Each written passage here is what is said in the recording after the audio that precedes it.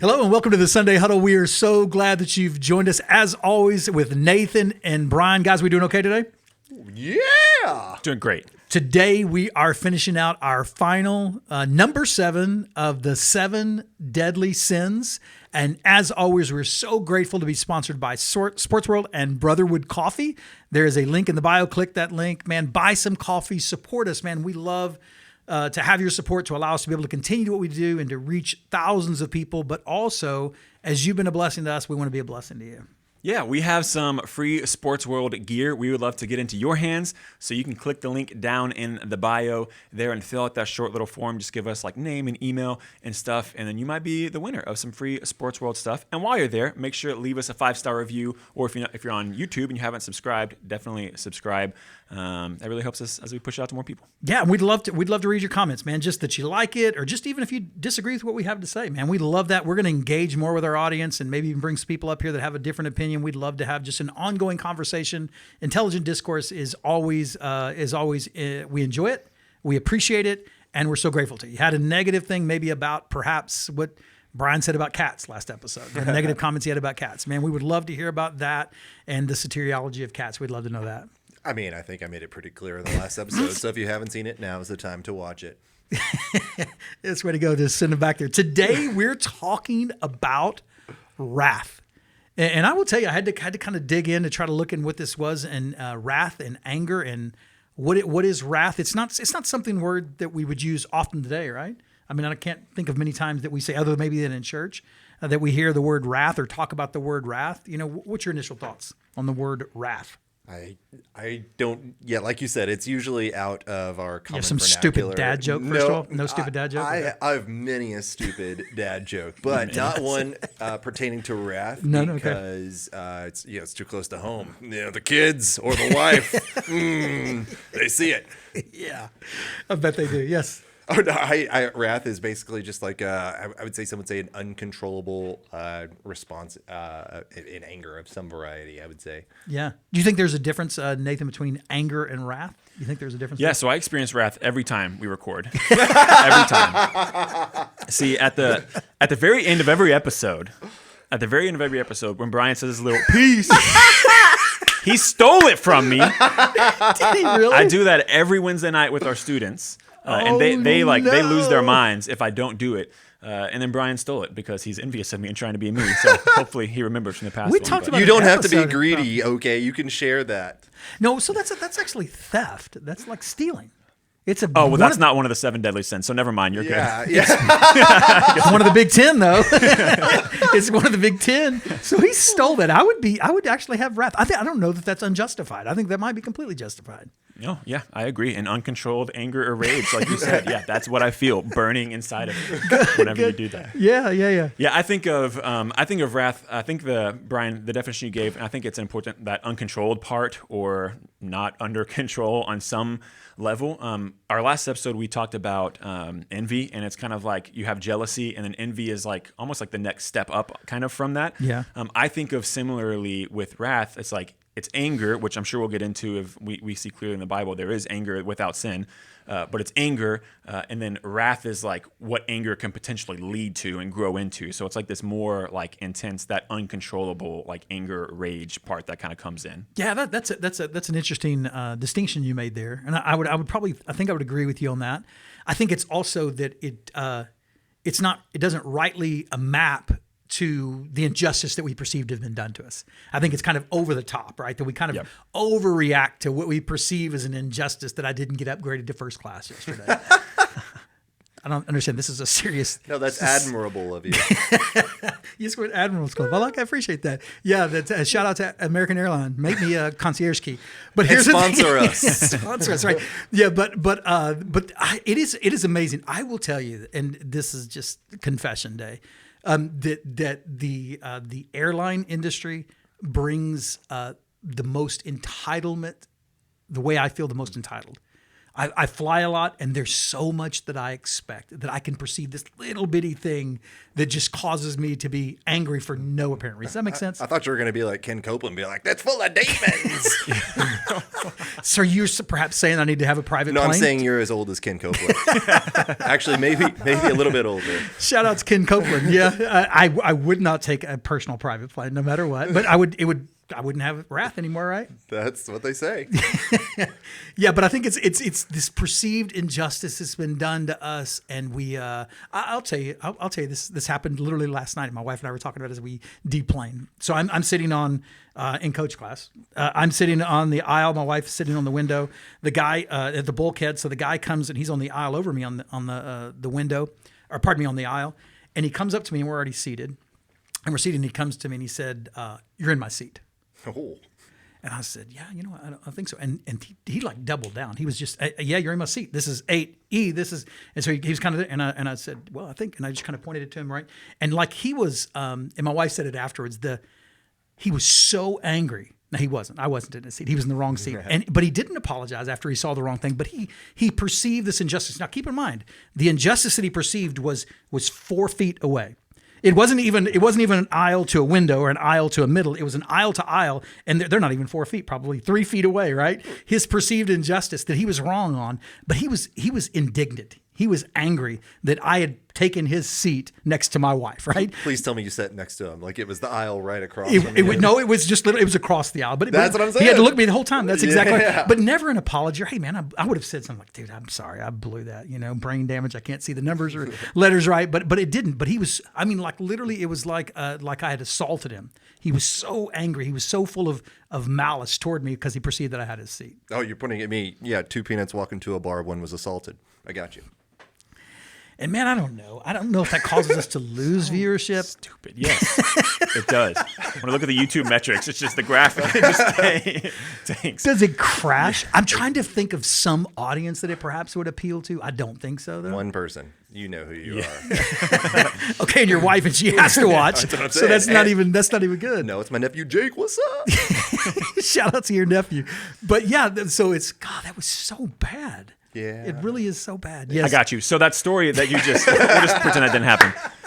So the story. I love Nathan. He's pulling us out of the quagmire. Go ahead. The story that you just shared kind of like leads into every time I have we've prepared for this a little bit and I've thought through them, I want to think about like these are the 7 like deadly sins, right? So then, or what their like just church history kind of has deemed them. So why are they deadly? Like, why are they so destructive? And when I was thinking about for wrath, part of the reason that makes it like deadly and so destructive is how like it has major fallout in like kind of all areas of your life. Like when you're harboring that, like that anger and that wrath is like harbored inside of you, then it spills out into things like the way you confront a complete stranger right. On an airplane. Who's much larger than you are. Yeah, and right. you said, this shirt says alumni. That's NFL, buddy. Go ahead, yeah. No, but it spills over into those. So like if you're harboring that, then not only is it going to hinder and stop your like spiritual growth, which I'm sure we've seen that in our own lives too. But then also when I walk into my house, if I'm like something throughout the day has got me in this type of mood, when I get in the house, man, I'm a lot more short with my family. Minor things like bother me, like send me over the edge a lot easier. So whenever we're like unaddressing or we're not addressing like that anger and that wrath, then it has that major fallout with other people too. This dude is pretty freaking good right here. But look, literally, that's so good that it's literally right on the surface. Like, so this guy, like seriously, like think about that. It was on the surface. There's something I should have said. Who hurt you, right? Who was mean to you? That would have calmed him down. Yeah, I think so too. But no, but it does. It pulls it right to the surface then, so that it's ready for. And then often what we do is we unload on the people who we love the most, right? Because we have the most free to do that rather than a stranger in an airplane. But that's what a great observation that is. Right. Well, and so not only kids are definitely what I would think of when I think of wrath, of who is harmed the most, and then also like where my inclination towards wrath will go. Like I don't know why when I see one of my dumb behaviors in my kids, why all of a sudden I get angry at them for acting like something that they learned from me. Right. But that's where like the I see red, the wrath comes out, or slow drivers in the left lane every time. But it leaves a trail of regret. That's the thing that with the destruction that comes from wrath. I mean, we said it's like uncontrolled. It's an explosion. And the people that we know that embody that, I mean, it's kind of hard to be explosive and not have control of your emotions, and also be one that people look at and they're like, oh, that's a godly man. Yeah, and we all, whenever we think of these, and as I was thinking of these 7 deadly sins, there's people we think about. Oh yeah, right. That it's literally right on the edge, and you know that you could set them off, and that they have this, and it's also it's not ever it shouldn't be, if we're believers and followers in Christ, it's congruent. So I was thinking about this the other day. I love Ben Shapiro. I love Ben Shapiro. I think he's an intelligent guy. He's obviously the only guy who talks faster than I do. And so he's an intelligent guy, very, very smart. But he always says when he has engagement with someone and on a specific topic, he says he tries to match their energy. So if they try to attack him, he says, I'm seeking mutual destruction. Right? If they're trying to hurt me, I'm going to destroy them. And again, I like Ben Shapiro most often. But we as believers in Christ, that's not the way that it should be. Right? It can't be that way. We can't seek the worst for others. Instead, we should seek the best. And if we have wrath, indeed, we're going to say, okay, you come at me, I'll come at you. I'll meet you with what you give me. Yeah, and I think that just spiritual maturity really is what it is whenever we respond in that way. Just like if you would have like responded to the guy in the airplane with, well, I'm going to stand up and make a big deal about this, which it sounds like he would have welcomed that maybe for just a second. I'm gonna be honest, I'm barely saved.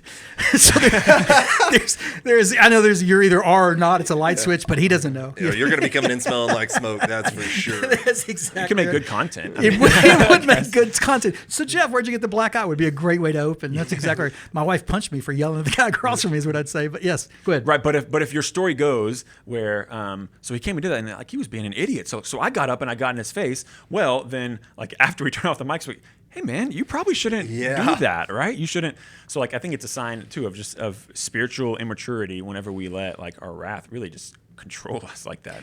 Yeah, it is. And then simultaneously the levels to this that I didn't respond. I didn't say a thing. Hey, I just said, hey, this is my seat, and show him the ticket. Oh yeah, okay. And he sat down.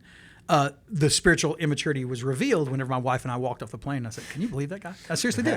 No, so it's weird. So you're right that there's this level, hopefully, of maturity, but real maturity would have been to walk off with my wife and to say, man, I wonder for that guy. I wonder if he's okay. Right. Because, that was right on the edge and he was right on that. There's probably something that guy's going through. We ought to pray for him. Right. Didn't do that until now when I'm getting conviction, right? Proverbs 19:11, good sense. Oh, dang it. Now I got to look at it. Good sense makes one slow to anger. It is his glory to overlook an offense. And that was a memory verse that I have to keep trying to remember. Is like, no, just let it go. It's definitely it's good sense to overlook this offense because it leads to all sorts of resentful things later that it's kind of like we talked about on one of our last episodes about forgiveness, that if we're not able to let things go, it's only poisoning us. Yeah, that's right. Taking poison, waiting for the other person to die, right? That it's going to hurt us. Any other thoughts on that one? I'm proud of you for saying the words "let it go" without singing, breaking into song and dance. Some Frozen on Spotify. So your kids Frozen kids? Are they watching Frozen? The kids? Oh yeah. Do they really? Oh yeah. Hunter was out on a walk today with his little cape that was Elsa's, but it was Hallie's that she had her dress on with her little hair. It's a thing. We got a full. Is it a big thing in the house? It's a thing apparently. That's awesome. So you almost saying, he refrained. Yeah. That's a level of maturity. That he's not exhibited in any previous. He's not mature, but it's a level of maturity. Exactly. Well said. Yes. So in Scripture, we see this a couple places in Ephesians 4 and also in Psalms 4, where it talks about being angry without sinning. So be angry and do not sin. So that would lead us to deduce that you can be angry and not be in sin. So I know, like you said, wrath is not a word that many of us use. I think for most of us, like anger and wrath almost feel interchangeable. I think there's another maybe level there. Yeah. But when we think about anger, what does that mean then? If we can be angry and do not sin, what does that look like? Yeah, man, that's a tough one, right? Can we be angry? The Bible says we can, so it presupposes that we can do this. So how can we be angry and not sin and not engage in sinful behavior? I know that it's possible, but I am not strong enough of a believer to be able to do that because most of the time, if I'm being real, the anger that I have is usually more of a selfish motive than a righteous anger like Christ would have. And that's the answer, right? Right, whether it's that some injustice has been done to us that's really not an injustice at all, or an injustice is done on the behalf where we hurt for others, then it becomes a righteous anger, right? We think of abortion. Right, that there should be a righteous indignation in us that there's been people's lives are being taken every day, and we're sitting by. We should be angry over that, but it's a righteous anger that's pointed toward right actions with a right motivation to the glory of God, not to our own, so that we're more comfortable. You have any thoughts on how we can be angry and not commit sin? I think when you call it righteous anger, I mean that kind of helps you to answer the question, right? Yeah. When it's righteous, that God is righteous, so like His ways, like He is the very definition of good. His ways are are the standard. They're the ways, and I think when we see God's anger would be a byproduct of His righteousness. So then, if it's going to be not sinful anger, it needs to follow suit with that. So like angry, just as you mentioned with abortion, things that would grieve God, things that will make God angry. And then whereas sinful, if it says be angry and do not sin, so that tells us that there is anger, which is not sinful, but there also means there is anger that is sinful. So then I think that, just as Bryan mentioned, that's the anger that's rooted in like its selfishness and its pride and it's driving me to sinful actions. And if we don't address it, then I do think that leads to this wrath that we're talking about. Yeah, and when we always talk about this fairness, right? And this is an interesting thing because we're going to talk, maybe just pivot this last few minutes about God's wrath and what does that look like, and how can it be a sin for us to engage in wrath, but not for God to engage in the same action that is sinful. It's because again we're seeking equal standing, and there's not equal standing. I love the family that has the dog, and they say this is our kid, and they have a birthday party for them and put a hat on them, and they do all this stuff. And this is my kid. Let me introduce you to my son. It's not. It's a dog. I love dogs. There's nothing wrong with that. But they're different ontologically. They have different natures, and for the dog to demand something of the owner is different than the owner demanding something of the dog, because they're different. There's different position. There's a hierarchy that exists here. Well, God is infinitely greater, more wise than we are. When He has wrath, it's always just and it's always righteous because, as you said, it emanates from His very character. God is not a composite. It's His very essence and existence are they're the same. So it issues from that, and therefore it's not ever a sin, right? Oh, I mean, obviously God can't sin, Right. So that answers that. It definitely, from a secular view, it definitely opens up some gate of like, all right, when does God's wrath, like, how is this justified, and explain that. And I always fall back because I'm dumb. It's like, well, if I could understand God, that's not a God I can worship. I do know that when I think of wrath, specifically the wrath of God, I think of the special place in hell for false teachers and false prophets. It's because when you're leading His flock astray, that's where God's like, no, that's a different level. And the same thing like with my kids. I mean, truly, you see many videos of where parents do a righteous anger for someone who has harmed their children. And man, you could definitely see that if someone were to hurt one of my kids, like I can see where an uncontrollable explosion of anger would be a wrath that could happen. So I understand in a very, very minuscule way of like what God's wrath is for those that are harming His children. Yeah, and so you got to think that God's wrath is extended toward us. So why does God extend wrath on? I would say this: God doesn't extend any of His wrath or judgment upon innocent people. The problem is there are no innocent people. Right. That's the problem, is that we are all born with sinful natures. We've all sinned, and our sin is not just against one another. Our sin is cosmic treason. That we seek to overthrow God. We commit the same sins that Adam and Eve did. We want to be those that determine what is right or wrong for us. And God's judgments are always right. Hence, when He dispenses judgment, His judgment is always true and right. And the wrath of God, we mentioned one of the things with the definition is that it's uncontrolled or not under control. Well, the wrath of God, that's not descriptive of the wrath of God, that it's like He doesn't have control of it. It's not like God He's so angry by something that He just acts impulsively. That's right. It pours out His wrath and then sits back later and is like, probably shouldn't have done that way, which is how that's how we act a lot of times, right? So I think that's one difference too. And then His wrath, I mean, certainly is rooted in His love. Like we already said, the anger of God really is a byproduct of His righteousness. And I think that the wrath of God is rooted in love and the complete total wrath towards sin and those things that pull us away from what is best for us. Sin. And we can see this, I think, in small glimpses, not in a way that's it's perfectly congruent, but the way we discipline our kids. When we discipline our kids, or we're angry at something they did with a righteous anger because we recognize that we did was not for their good at all or God's glory, and ultimately we discipline for them. Well, when we do that, it doesn't feel pleasant to them, but we're doing it with the right reasons, for the right things, and thus we're justified in doing so. And God, He's perfect. He always dispenses a proper judgment. Oh, yeah, I couldn't agree more. Circling back a little bit, when you were talking about the Ephesians 4, and you were talking about the part that was kind of left off is about how it's giving the devil his foothold. And that's why we don't want to go to bed in anger. And it was kind of cool that I learned that verse before marriage, because that's definitely been something that has helped me not have arguments in my head while trying to go to sleep and comparing myself like, oh, my wife is so, even though my wife is a saint. She is. She puts up with all my dad jokes. Yeah. But she doesn't like them, though. But a little bit further in Ephesians, starting at verse 31, let all bitterness and wrath and anger and clamor and slander be put away from you, along with all malice. Be kind to one another, tenderhearted, forgiving one another as God in Christ forgave you. And so I think ultimately when we look at wrath, we are understanding that we're wanting to take things into our own hands. We're not forgiving others, and we're instead letting some sort of circumstance dictate our emotions rather than love, which is something we should be clothed in. Oh, well said, man. And I'll give you an example of that. When we're engaged in this wrath, this behavior, we'll have a conversation with someone, perhaps even a disagreement with someone. And then we maybe have some sort of resolution to this conflict. And then we get out in the car, and then we begin to replay every single word that they said. Well, when they said that, and what we've done is, just as you said the verse says, we just put a little bitty place for this thing to rest. And guess what? It grows. Absolutely. It expands. It doesn't stay the same. And so we can give these perceived injustices, right, that have been done to us, and we begin to amplify them in a way that they shouldn't be. And that's what it causes. And then it says that grace has been extended to us. Why are you not extending grace?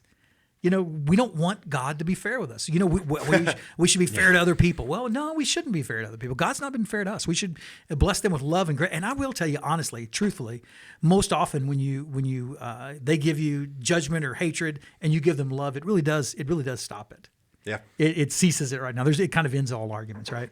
Right. Yeah. I think in that Ephesians 4 passage that Bryan brought up, I think it gives, as you read through that, it gives us like 3 steps on how to start to overcome that, how to overcome, or you could probably break it down to more than that, but steps to overcome. If you're someone that's listening and you're like, man, as we talk about wrath, like I just feel so angry all the time, and I don't know like what's the outlet for that? I don't want to take it on my family and stuff. How do I do that? I think Ephesians 4 has the answers for us. And y'all kind of covered the first 2 just now, but I'll restate them. Please. I think the first step that it gives us really is to not let your anger go unchecked. When it says, don't let the sun go down in your anger. I think he's likely looking at like Psalm 4:4 there, which it says, be angry and do not sin. And then it says, ponder in your own hearts in your own beds and be silent. So like this idea of like, I'm going to meditate on that. It's not just necessarily you have to put the timeline on and this needs to be gone by this time, but I'm going to address it of like, I need to ponder on that. Like, don't leave it unchecked, especially as men, right? We want to internalize it and be like, it's okay. I'm not going to lash out on someone or anything. Well, that's fine. You're not going to until you do, right? Yes, So don't leave your anger unchecked. And then the next one, I think replace anger with kindness. Ephesians 4:32, be kind to one another after it's been talking about angry. Jeff, as you just kind of mentioned, it works. And then the last one is just forgive, that we forgive because we've been forgiven. And we see that also there in Ephesians 4. And we think, well, the person that my anger is towards doesn't deserve that because they have like hurt me deeply. But also in Ephesians 4 there, it tells us that our anger grieves the Holy Spirit, yet God offers us his forgiveness anyway, extends that to us. So even when someone has grieved us in a major way or wronged us in a major way, we can forgive because he's forgiven us. And that's how we combat anger. This guy should be a pastor. I'll be honest with you, the only thing he's short, he should have had some sort of alliteration with 3 of the same letters to begin with. But other than that, it's too beautiful. Hard. No, it's it is hard. I was trying to think, unchecked and kindness and forgiveness. It doesn't work right there. But nevertheless, it's beautiful, man. What a great way to kind of to bring this to a close. Indeed, that we should show love and grace to others because grace and love has been given to us, man. We would love for you to experience that same grace and mercy that God's extended towards you, man. We are so grateful. Hope you've enjoyed this series on the 7 deadly sins. If you have any questions, comments, we'd love to see those in the comments section, man. Let us know. As always, buy some coffee, help support us, and we look forward to seeing you next time. God bless. Peace.